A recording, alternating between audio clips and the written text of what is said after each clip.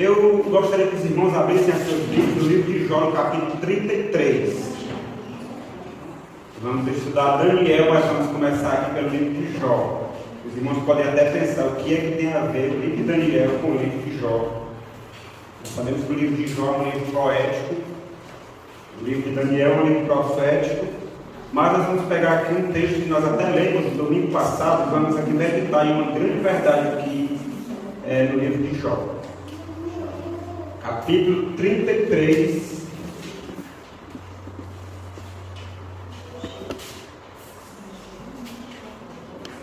Vamos ver a partir do versículo 12.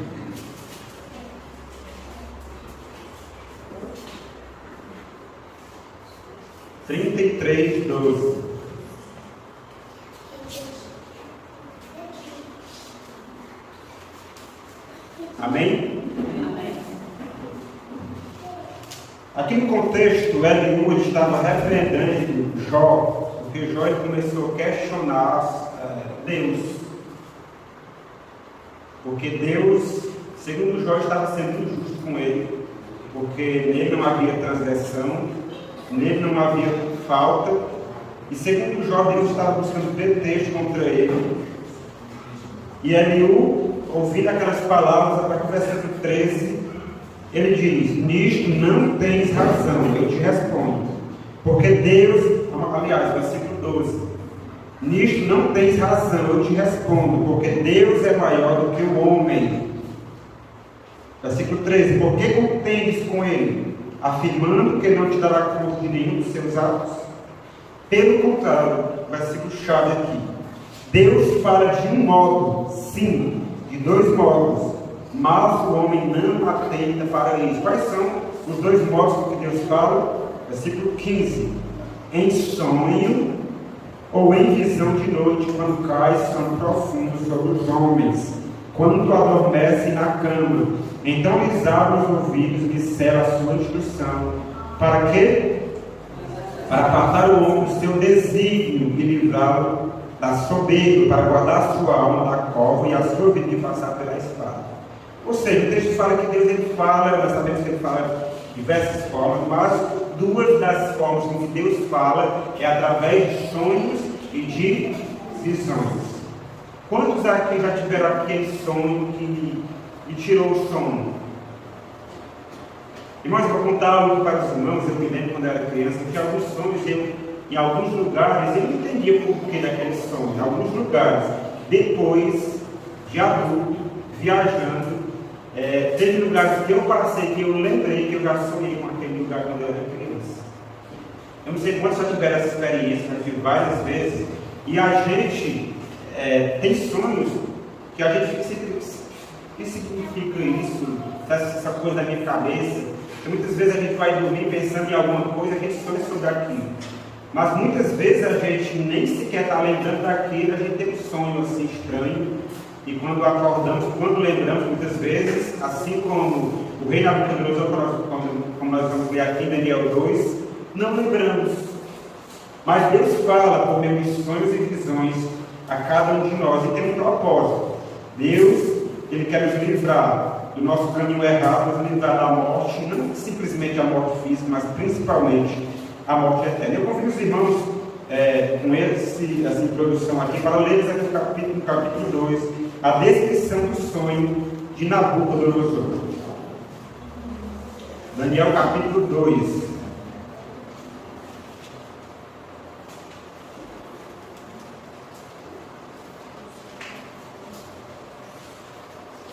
Eu ouvi uma frase recentemente na internet e achei bem interessante. Eu vou compartilhar com os irmãos aqui, que diz assim: esse é um retrato da sociedade em que nós vivemos. Uma sociedade ansiosa, deprimida e estressada. Inclusive naquele livro dicionário, se não me engano, do ano retrasado, foi do ano passado, não me falha aqui na memória, fala que ansiedade é excesso do futuro, estresse é excesso do presente e depressão é excesso do passado. E olha só essa frase que eu ouvi: você está preocupado demais com o que passou e com o que será. Olha só que interessante. E há um ditado que ele diz: ontem é história, amanhã é mistério, mas o hoje é uma dádiva e por isso é chamado de presente. Ou seja, e o Deus a quem nós servimos, Ele é o revelador dos mistérios. E aqui em Daniel capítulo 2, no versículo 1, leiam comigo, vamos ler aqui alguns versículos aqui rapidamente. Isso aconteceu exatamente no ano 603 a.C. A Bíblia fala no segundo ano do reinado de Nabucodonosor. Leiam comigo, versículo 1. Teve este sonho e o seu espírito se perturbou e passou-se-lhe o sono. Repito, muitas vezes a gente tem sonhos que são verdadeiros pesadelos. E a gente perde o sono e fica ali até altas horas da noite sem conseguir dormir, tentando entender aquele sonho. E muitas vezes dormimos novamente. E nós temos outras histórias na Bíblia de pessoas que sonharam que era Deus que estava revelando a essas pessoas o futuro. E um detalhe: sonhos e visões Deus dá não necessariamente a uma pessoa que recebeu o dom de profecia. Por exemplo, Nabucodonosor não era profeta, o faraó no tempo de José não era profeta, mas Deus revelou em sonhos a eles o que aconteceria. Por exemplo, em Esther capítulo 6, versículo 1 a 3, o rei Assuero, a Bíblia fala que Amã armou uma cilada contra Mordecai, que era um homem de Deus, e por algum motivo que a Bíblia não fala, não esclarece, mas nós sabemos, estudando outros textos bíblicos, o rei não conseguiu dormir. E como ele não conseguiu dormir, ele pede ali os livros feitos memoráveis, lá ele leu algo sobre Mordecai, que ele havia livrado do reino passado, e nenhuma honra havia sido conferida a ele, e ele foi honrado pelo rei, sendo que a trama de Amã era que Mordecai fosse morto, e a forca que ele preparou para Mordecai, ele mesmo morreu nela. Então Deus, ele fala por meio de sonhos, por meio de visões. Quantos aqui não lembram lá em Gênesis 37, quando José, que era um jovem ainda, um rapaz, ele tinha um sonho que seus irmãos se curvavam perante ele, e isso incomodou bastante seus irmãos, levando-os a odiá-lo mais e mais. Mas o tempo passou, nós conhecemos a história, que foi vendido para o Egito, e anos depois, já como governador da terra do Egito, a gente vê o cumprimento do sonho de José, quando seus irmãos, quando nós lemos no relato, por 6 vezes, indo à presença de José, eles se curvavam perante ele, mostrando que o próprio José entendeu que o que os irmãos dele fizeram com ele teve, em certo sentido, a permissão de Deus, porque Deus tinha uma intervenção a fazer à terra, para poupar a terra, uma grande fome que viria sobre o mundo. Conhecemos também o sonho do copeiro-chefe, do padeiro-chefe, que não foi um simples sonho, foi uma profecia que Deus deu e que José, na prisão, revelou cada um dos sonhos, e exatamente como ele revelou, pela iluminação, inspiração de Deus, assim aconteceu. Ele pede para aquele que foi honrado, para lembrar dele, o copeiro-chefe, que ia servir o rei, o faraó, com um copo de vinho ali, pediu para que ele lembrasse dele, para que ele fosse tirado daquela masmorra, porque ele nada fez para merecer estar ali. E nós sabemos que ele não lembrou de José, mas 2 anos depois, Faraó também, lá em Gênesis 41, onde ele teve, não um sonho, mas ele teve 2 sonhos, sonho estranho.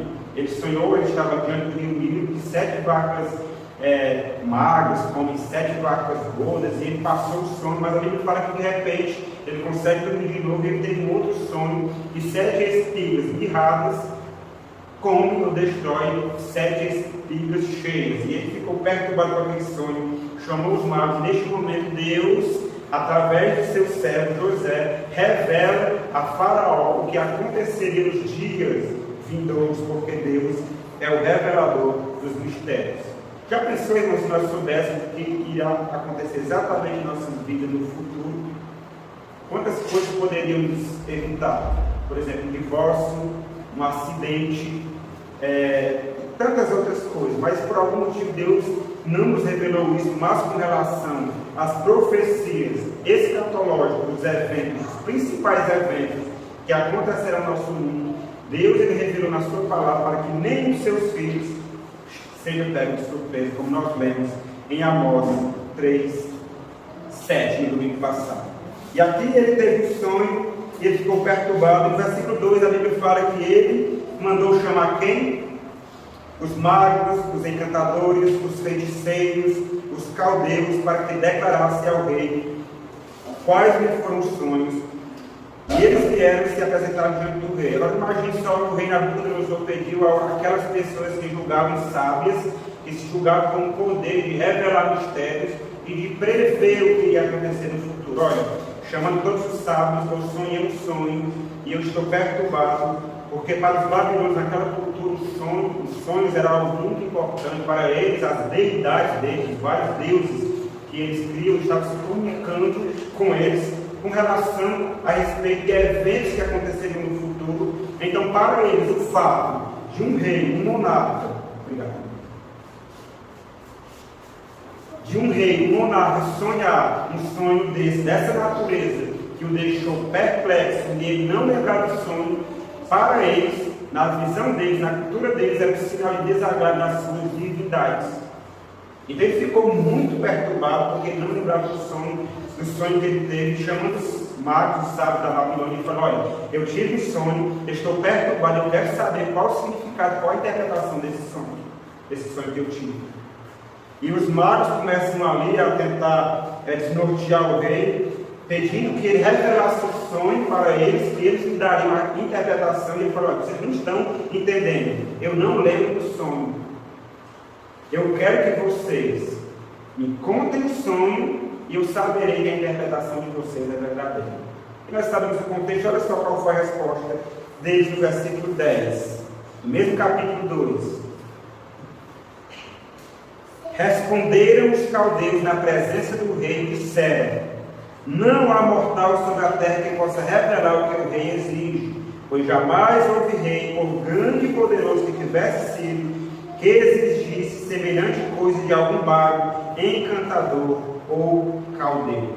Olha só, aqui os homens falam infinitos, reconhecendo a sua fraqueza em revelar os mistérios do futuro. Nós sabemos que hoje existem essas mesmas pessoas que pretendem revelar o futuro. Se você está com um problema no casamento, tem as cartas de tarô, tem as pessoas que julgam, prever o que está atrapalhando o seu relacionamento, prever o que está barrando você de prosperar nos seus empreendimentos, nos seus negócios. E nós vemos nas ruas cartazes falando: procure o feiticeiro tal, o mágico tal, mas nós sabemos que os seres humanos, eles não sabem o que se passa no futuro. É verdade que Satanás muitas vezes ele deduz, até porque ele conhece as profecias bíblicas.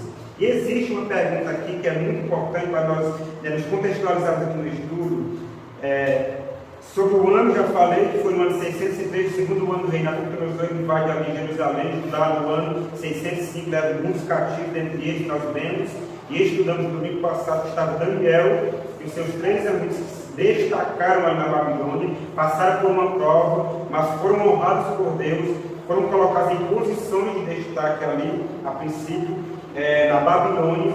E com esse poder que Deus deu a Daniel de interpretações e visões, toda a profecia que foi dada a Daniel, Deus usou ali como um instrumento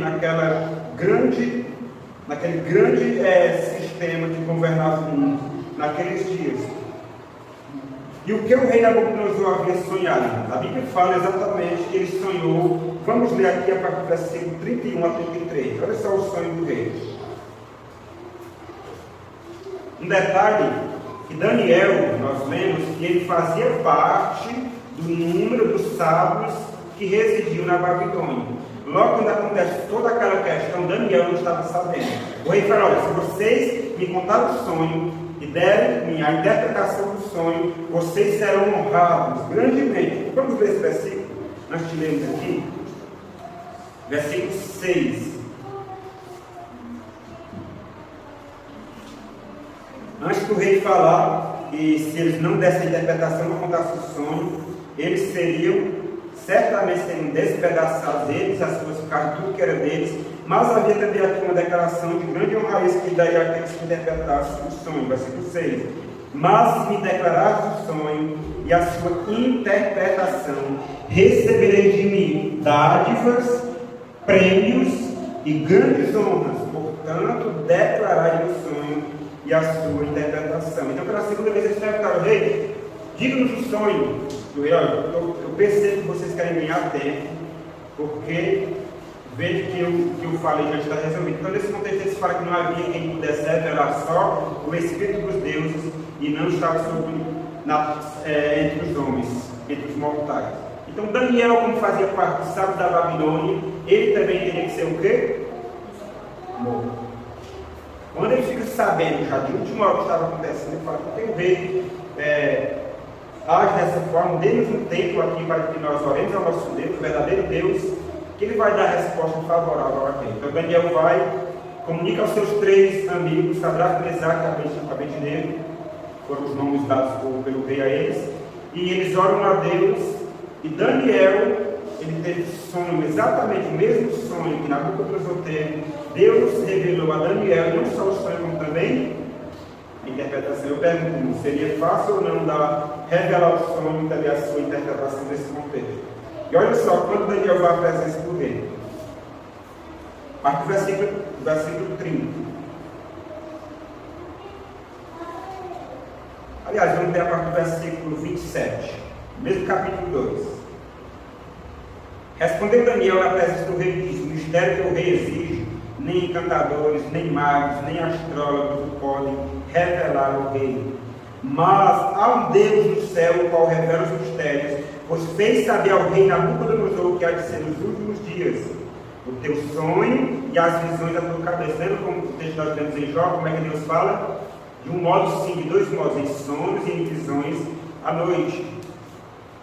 O teu sonho e as visões da tua cabeça, quando estava no teu leito, são estas: estando tu ao rei no teu leito, surgiram-te pensamentos a respeito do que há de ser depois disto. Lembra aquela ocupação com relação ao futuro? Aquele, pois, que revela mistérios, revelou o que há de ser, e a mim se me foi revelado este mistério, não porque haja em mim mais sabedoria do que em todos os viventes, incluindo todos os sábios da Babilônia, mas para que a interpretação se fizesse saber ao rei, e para que entendesse as cogitações da tua mente. Tu, ó rei, estavas vendo, e eis aqui uma grande estátua, que era imensa, e de extraordinário esplendor. Estava em pé diante de ti, e a sua aparência era terrível. Imagine só a cena. No versículo 32 ele começa a contar as partes metais que eram compostas dessa grande estátua. A cabeça era de fino ouro, o peito e os braços de prata, o ventre e os quadris de bronze, as pernas de ferro, os pés em parte de ferro e em parte de barro. Quando estavas olhando, uma pedra foi cortada sem auxílio de mãos, feriu a estátua nos pés de ferro e de barro, e os esmiuçou. Então foi juntamente esmiuçado o ferro, o barro, o bronze, a prata e o ouro, os quais se fizeram como a palha das eiras do vestígio. E o vento os levou, e deles não se viu mais vestígio, mas a pedra que feriu a estátua se tornou uma grande montanha que encheu toda a terra. Então Nabucodonosor, foi esse mesmo o sonho que eu tive. E ele continua: este é o sonho também, a sua interpretação diremos ao rei. Tu, ó rei, rei de reis, a quem o Deus do céu conferiu o reino, o poder, a força e a glória, em cujas mãos foram entregues os filhos dos homens, onde quer que eles habitem, os animais do campo e as aves do céu, para que dominasse sobre todos eles. Tu és a cabeça de ouro.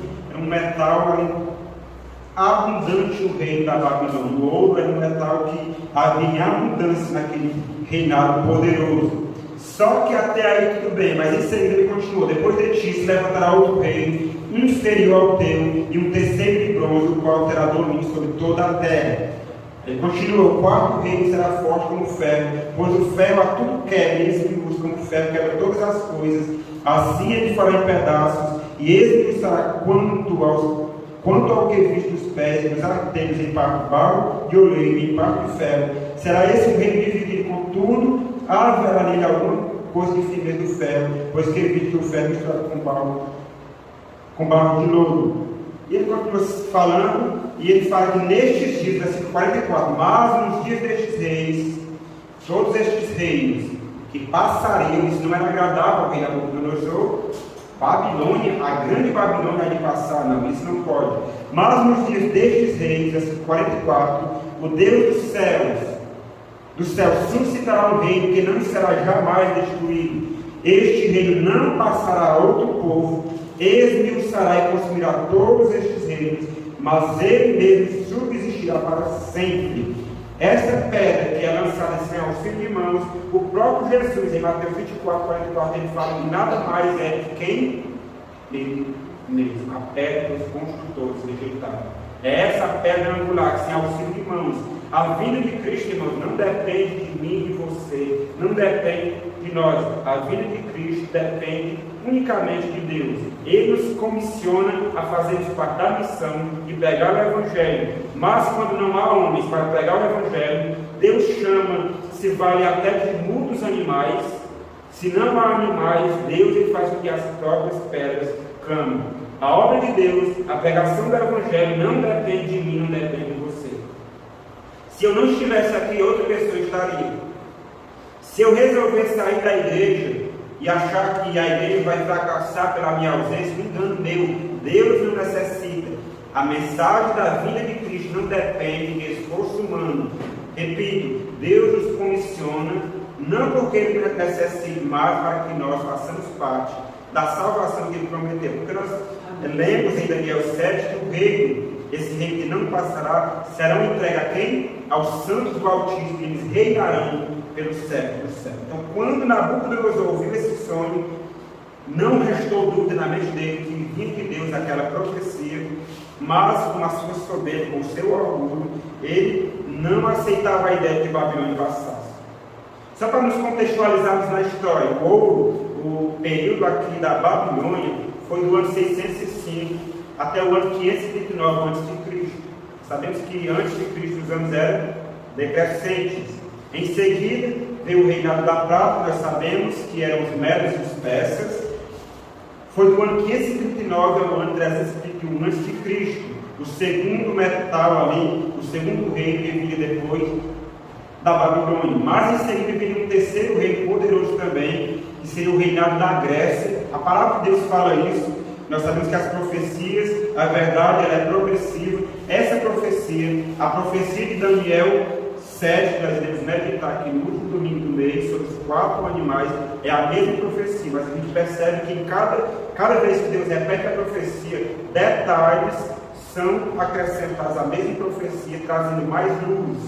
Como o Provérbio 4, 18 fala que a vereda dos justos é como a luz da aurora que vai brilhando mais e mais até ser dia perfeito. E em seguida viria um quarto reino. Descrevi também naquele quarto animal que esse reino era um reino de ferro, poderoso.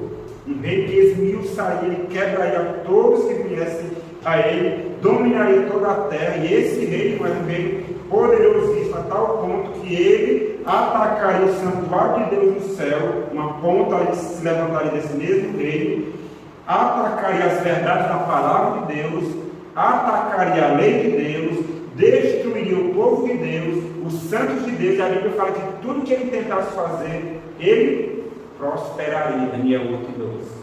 Então Daniel ficou impressionado, porque ele mesmo, não sabendo, Deus o revela, mas ele ficou impressionado, não muito quando a gente lê aqui, com relação a esses 3 grandes impérios. O que ele estava vivendo, da Babilônia, em seguida dos Medos e dos persas, que ele viveu até o primeiro ano do reinado de Ciro, como nós vemos aqui em Daniel 1:21. O reinado também da Grécia que viria, ele não se impressionou muito, mas nós vimos aqui, lemos alguns textos, que ele teve um desejo de conhecer a verdade sobre esse quarto animal, sobre esse quarto reino. Mas esse reino também seria dividido, como aqui nós sabemos os 10 países ali da Europa, e os 10 dedos aqui da estátua, eles seriam divididos, e muitas pessoas tentariam, o reinado aqui de ferro, aqui de barro de Roma, aconteceu depois da divisão da Europa, foi depois do ano 476, já depois de Cristo, ou seja, o próprio Cristo ele morreu no reinado de quem? De Roma Imperial. Ele morreu, a morte de cruz era uma morte que era infligida por quem? Pelo Império Romano. Então, quando ele viu que o próprio Cristo, o próprio Filho de Deus, ele seria morto por esse poder, ficou impressionado. Mas em seguida, irmãos, a pedra angular, que é o reino eterno de Deus, descrito na pessoa de Jesus, viria nesse contexto. Eu pergunto, depois de 476 a.C., nós estamos aqui, nos pés aqui dessa estátua, e eu me lembro quando eu era criança, eu ouvia os pregadores falando, nós já estamos nas unhas da estátua.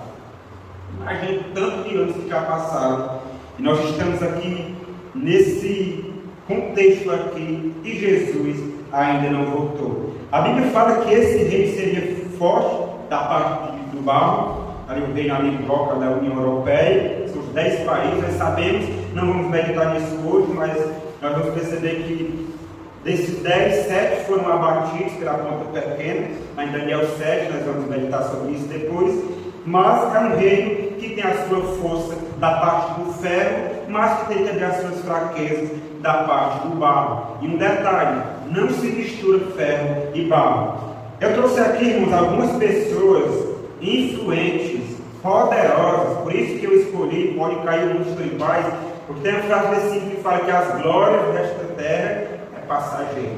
Os grandes impérios, os grandes homens que já pisaram essa terra passaram, mas a palavra de Deus permanece eternamente. Então, grandes homens, irmãos, tentando contrariar o que foi revelado na palavra de Deus, que não haveria união entre ferro e barro, tentaram, por diversas vezes, unificar a Europa. E nós sabemos que é uma guerra terrível, essa desunião na União Europeia. O primeiro aqui que eu trouxe aqui foi Carlos Magno, século 8, também depois de Cristo. Tudo isso aconteceu depois de Cristo.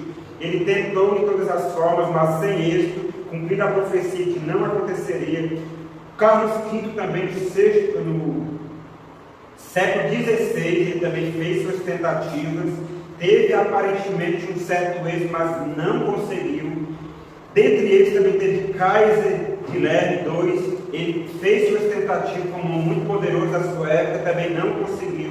Todo insucesso, irmão, mostra a veracidade da palavra de Deus, quando Deus diz: não há rei poderoso, não há império poderoso, não há instituição, por poderosa que seja, não há homens e demônios que consigam ir contra o que Deus revelou na sua palavra. É por isso que nós temos segurança em confiar na firme palavra profética. Mas dentre esses, irmãos, se destacou 2 homens poderosíssimos que o mundo já conheceu e que ainda hoje eles são falados demais nos livros de história. Dentre eles se destaca Napoleão Bonaparte, inclusive, seu general Berger foi quem acorrentou e prendeu o Papa Pio VI, cumprindo exatamente uma profecia também de Apocalipse 3 da ferida mortal, no sistema que da ponta pequena, que nós sabemos que representa o papado.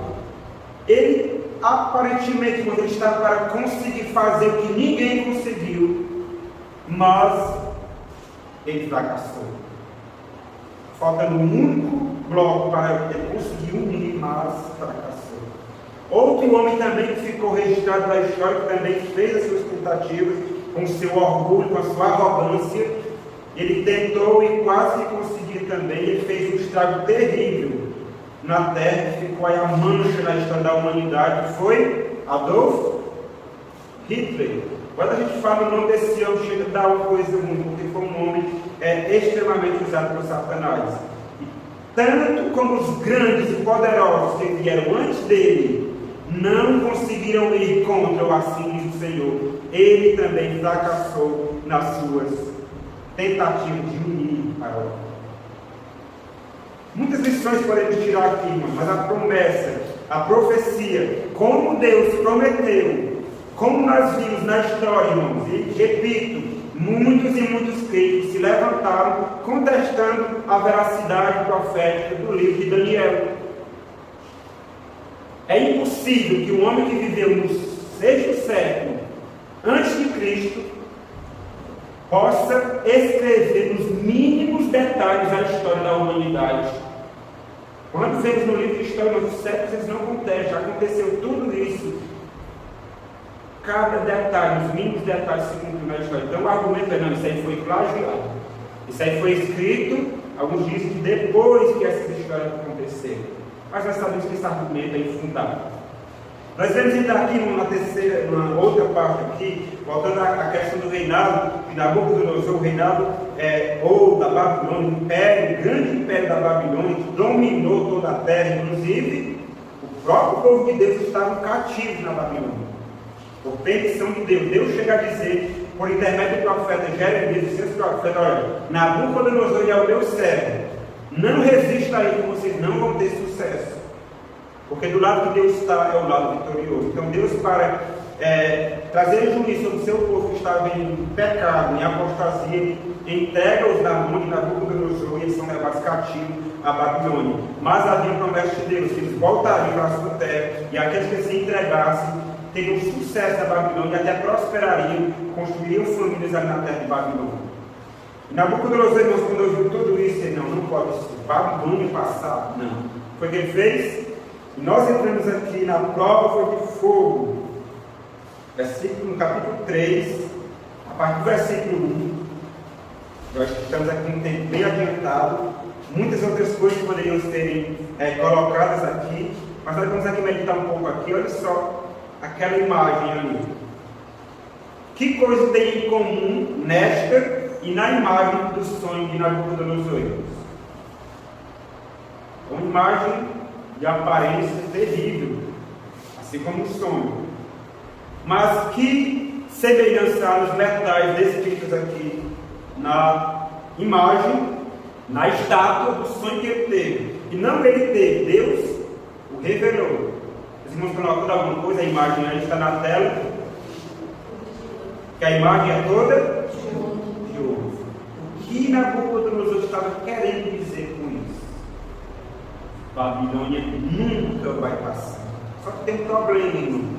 Babilônia, nenhum reino na terra, existente na terra, poderia resistir. Por quê? Porque foi Deus que deu o poder a ele. Irmãos, uma verdade bíblica, e que muitas pessoas ainda hoje têm dificuldade de entender, é que nada, nenhum rei, nenhum poderoso, nenhuma pessoa neste mundo recebe a autoridade que não vem de Deus. Ninguém, irmãos, não existe. E por isso que é difícil muitas vezes nós entendermos o grande conflito. Por quê? Irmãos, eu pergunto a vocês, uma pessoa que tira a vida de outra pessoa, ela recebe aquele poder, aquela autoridade, aquela permissão de quem? O que os irmãos acham? Uma pessoa que tira a vida de outra pessoa, irmão. Quem foi que deu aquela permissão? Se nada absolutamente acontece sem Deus permitir. É difícil a gente falar isso, né? Irmãos, nada, absolutamente nada acontece sem a permissão de Deus. A gente vê na história reis terríveis, pessoas que mataram milhões de pessoas. Quem foi que deu o poder para essas pessoas fazerem tamanhas atrocidades na terra, seguindo a palavra de Deus, irmãos? Quem? Não. Deus. Aí gera aquela. É por isso, irmãos, que hoje as pessoas atestam. Se Deus é amor, por que isso? Porque não tem como entender isso. Irmãos, o fato de Deus permitir não quer dizer que é a vontade dele. Eu vou aqui, já que eu entrei nesse tema, para ficar muito confuso. Lá em Eclesiastes fala que há tempo que um homem recebe o poder para arruinar a vida de outro. Os irmãos conhecem esse texto. Quem é que dá esse poder? Deus. Nós conhecemos a história de José, e os irmãos de José, aparentemente, eles receberam, e eles tentaram arruinar a vida de José, seu irmão, sim ou não? Quem foi que deu esse poder a eles? Quem? Deus. Não foi mais Satanás? Agora eu entendi. O próprio José falou: olha, não foram vocês que mandaram para cá, foi Deus. Claro que o plano ia se cumprir de outra forma. Deus, ele não isentará ninguém pelas maldades que ele fez. O fato de Deus, lá no profeta Miqueias, se eu não me engano, no capítulo 5, capítulo 6, não me faz aqui a memória, lá Deus fala: ai daqueles que maquinam o mal nos seus leitos, e ao raiar do dia eles fazem, porque o poder está nas suas mãos. Quem foi que deu esse poder? Deus. É Deus, irmãos, que dá o poder. Pedro, quando ele estava ali, aliás, Jesus, quando estava ali diante de Pilatos, e Pilatos interroga ele várias vezes, ele até responde ali o que seria a verdade, ele se retira, depois ele vem, questiona, e Jesus ficou em silêncio, ele deixou passar a mesma oportunidade, e Pilatos o repreendeu e disse: você não sabe que eu tenho autoridade de te soltar, de te condenar? Os irmãos lembram qual foi a resposta de Jesus? Nenhuma autoridade teria sobre mim se do alto, de cima, não te fosse dada. E quando Pedro, cheio do Espírito Santo, lá em Atos 4, está pregando sobre Jesus, ele fala: olha, foi Deus que ungiu Herodes, Pilatos e o povo para entregar o seu filho à morte. O mesmo José, irmãos, anos depois, a autoridade que Deus nos dá não nos isenta do mal que nós praticamos, porque, repito, a permissão de Deus é diferente da vontade de Deus. Anos depois, mais de 13 anos depois, José agora recebe autoridade e poder para ser governador da terra do Egito. Depois de Faraó era ele. Sabe quem foi que veio buscar auxílio no Egito? Aquelas mesmas pessoas, os seus irmãos, que tentaram arruinar a vida dele. José tinha um poder na mão para destruir com a vida deles. O que foi que José fez, irmãos? Ele os abençoou, ele os ajudou, porque a autoridade que Deus nos dá, a autoridade que Deus dá para um líder religioso, a autoridade que Deus dá para um líder político, civil, militar, etc., não importa. Ele dá, mas essa autoridade, ela deve ser usada segundo a autoridade dele, segundo a vontade dele. E nós sabemos que isso não acontece quase sempre na história da humanidade. Eu vou fechar aqui esse parênteses. O tempo deveria até ter uma pregação só sobre isso. Mas Deus, Ele é quem dá poder e autoridade aos filhos dos homens. Não existe um reino, ímpio que seja, terrível, cruel que seja, que Deus não tenha dado autoridade para estar ali. E eu quero aqui, só para fechar e falar algo, nós conhecemos a história de Jeroboão. Roboão era aquele contexto daquela divisão do povo de Deus, que 10 tribos seguem Jeroboão, e 2 tribos ficam com Roboão. E nós sabemos que a eles começam, não, vamos atacar os nossos irmãos. Eles montam ali uma estratégia de guerra para atacar o reino do norte, que era Israel. E Deus enviou um profeta: olha, não vá, porque isso foi eu que fiz. E há muitos cristãos tentam, se envolvem de tal forma que querem tirar pessoas do poder que foi Deus que colocou. Com qual motivo, com qual objetivo, não sei. Talvez para punir o seu povo, para repreender, para trazer juízo sobre a igreja que está em falta contra Deus. Mas fecho um parêntese, e no capítulo 3, Nabucodonosor fez uma grande estátua de ouro. Babilônia jamais passará. E no versículo 2 fala do capítulo 3 de Daniel que ele mandou ajuntar todas as pessoas, todos os prefeitos, os sátrapas, os governadores, os juízes, os tesoureiros, os magistrados, os conselheiros e todos os oficiais das províncias, para que viesse a consagração da imagem do rei Nabucodonosor. Eu te levantarei um detalhe.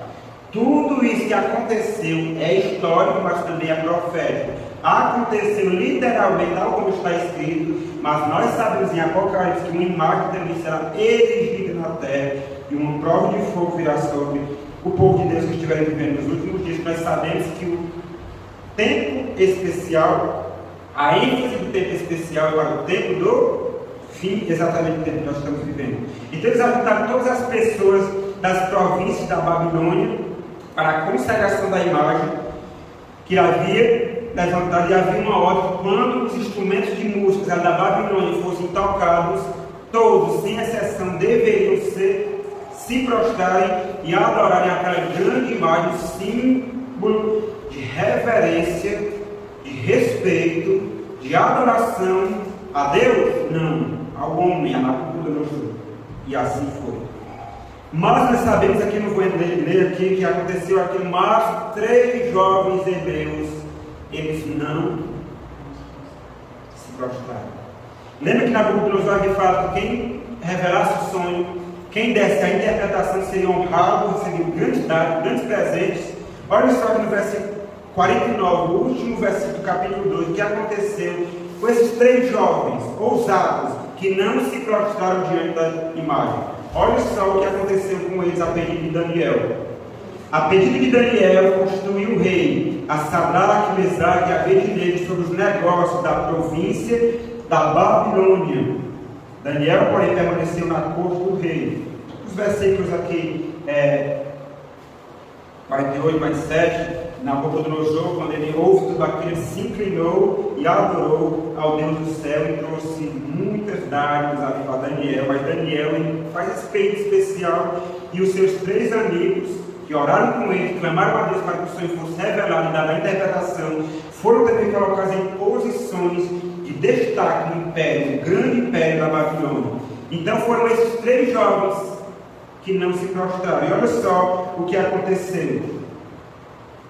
Aqui no versículo 8, capítulo 3 de Daniel.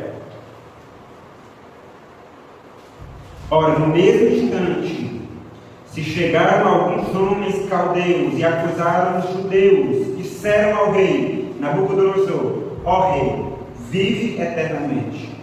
Tu, ó rei, baixaste um decreto pelo qual todo homem que ouvisse o som da trombeta, do pífaro, da harpa, da cítara, do saltério, da gaita de foles, de toda sorte de música, se prostraria e adoraria a imagem de ouro. Olha só as cenas. E qualquer que não se prostrasse e não adorasse seria lançado na fornalha de fogo ardente. Há uns homens judeus que tu constituíste sobre os negócios da Babilônia, da província da Babilônia, Sadraque, Mesaque e Abednego, estes homens, ó rei, olha só a expressão estes homens, ó rei, não fizeram caso de ti, a teus deuses não servem, nem adoram a imagem que levantaste. Então Nabucodonosor ficou irado e furioso, mandou chamar Sadraque, Mesaque e Abednego e trouxeram a estes homens perante o rei. Que é isso? Se os que estão aqui perante o meu reino, em posição de destaque, estão me desrespeitando, o que será de todas as pessoas do reino? Essas pessoas que eles não entenderam. Chamando, vocês não entenderam Sadraque, Mesaque e Abednego. Eu vou dar uma outra chance para vocês, para contar isso também.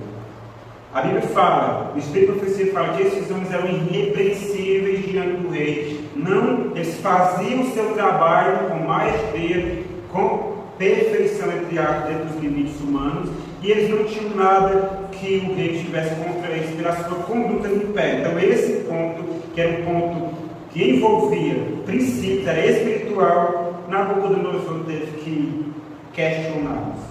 Ele falou: quanto a isso, não precisa perder tempo, porque nós não vamos servir aos teus deuses, nem nos prostraremos diante da imagem de outro rei erigido. E se Deus, o Deus a quem nós servimos, aquele Deus lá que revelou o que há de ser, que revelou, que mostrou em sonho o que há de ser, que revelou que Babilônia passará, que revelou que Babilônia não será eterna, se Ele quiser nos livrar, Ele nos livrará. Se não, ó rei. Mas eles não falam isso com nenhuma arrogância, com nenhum sentimento de superioridade. Eles falam com muita humildade, muito respeito, mas com muita firmeza. Não adoraremos. A Bíblia fala, olha só o que aconteceu nesse momento. Então, versículo 19. Então Nabucodonosor se encheu de fúria e, transtornado o aspecto do seu rosto contra Sadraque, Mesaque e Abednego, ordenou que se acendesse a fornalha 7 vezes mais do que se costumava. Ordenou aos homens mais poderosos que havia no seu exército, que estavam no seu exército, que atassem a Sadraque, Mesaque e Abednego e os lançassem na fornalha de fogo ardente.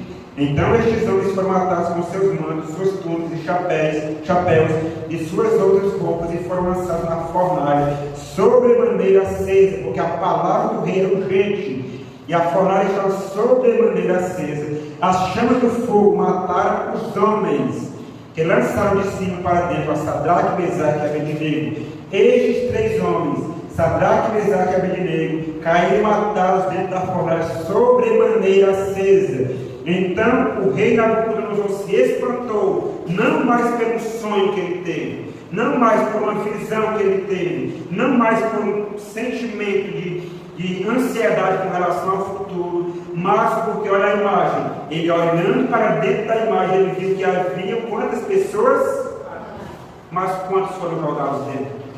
E ele percebeu que um era semelhante aos filhos dos deuses, nada mais nada menos que o próprio Deus, que deu o poder a Nabucodonosor, deu o poder para ele provar o povo. Um detalhe, mas a Bíblia especifica esses 3 jovens.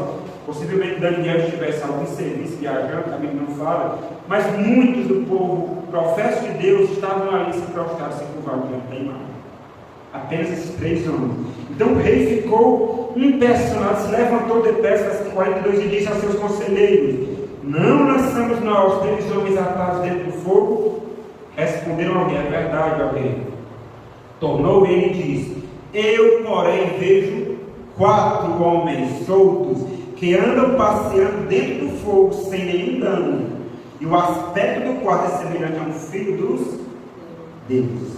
Então se chegou Nabucodonosor à porta da fornalha sobre maneira acesa, falou e disse: Sadraque, Mesaque e Abednego, servos do Deus Altíssimo, saí e vinde. Então Sadraque, Mesaque e Abednego saíram do meio do fogo, e ajuntaram-se os sábios, os prefeitos, os governadores, todas aquelas pessoas, conselheiros do rei, e viram que o fogo não teve poder algum sobre os corpos destes homens, nem foram chamuscados os cabelos de sua cabeça, nem os seus mantos se mudaram, nem cheio de fogo passou ou passado sobre eles. Então Nabucodonosor, mais uma vez, bendisse o Deus de Sadraque, Mesaque e Abednego, que enviou seu anjo e livrou seus servos que confiaram nele, pois não quiseram cumprir a palavra de um rei, mesmo poderoso, mesmo influente, mas cumpriram a palavra do Senhor. Irmãos, quando nós meditamos nessa história, muitas coisas vêm à nossa mente, e a pergunta é: se eu e você estivesse lá, qual seria ou qual teria sido a minha e a sua atitude? Será que nós estaríamos representados entre aqueles 3?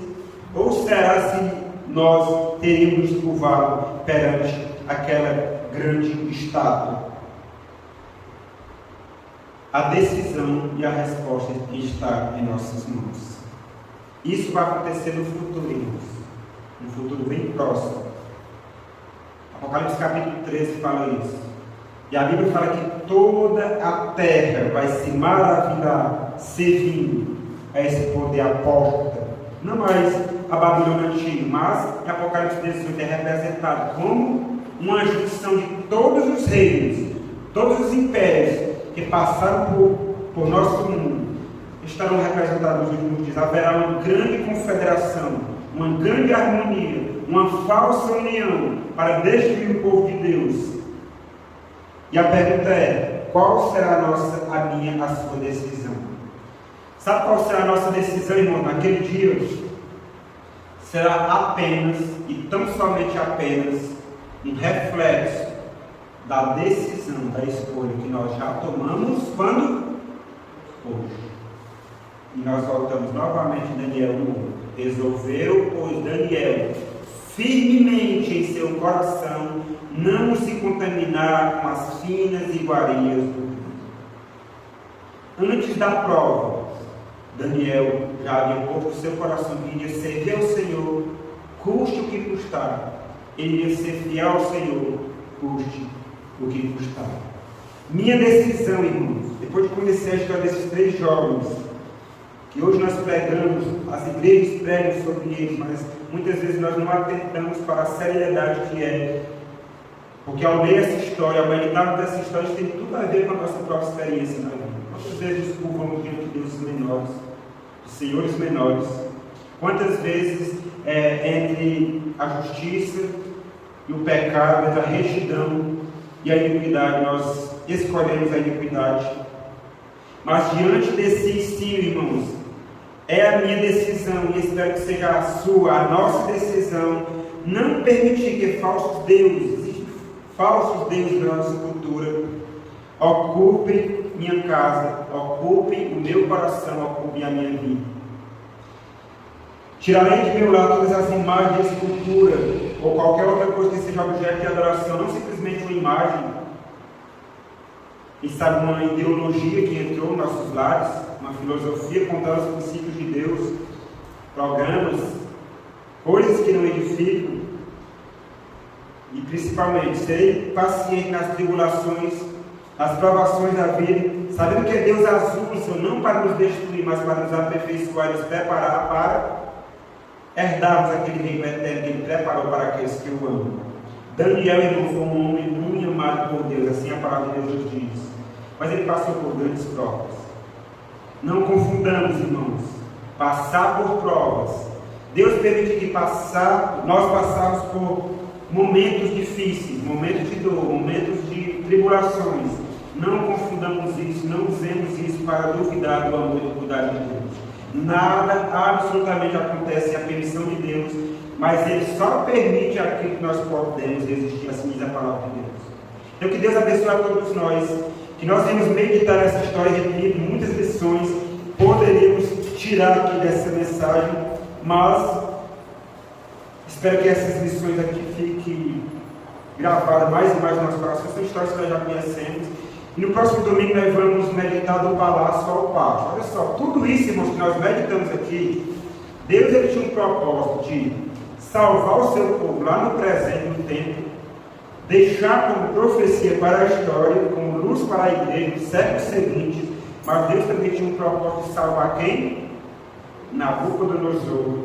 E Deus, ele muitas vezes usa situações, circunstâncias extremas para nos livrar do orgulho. E é o que nós vamos meditar no próximo domingo, do palácio ao pátio. Já pensou?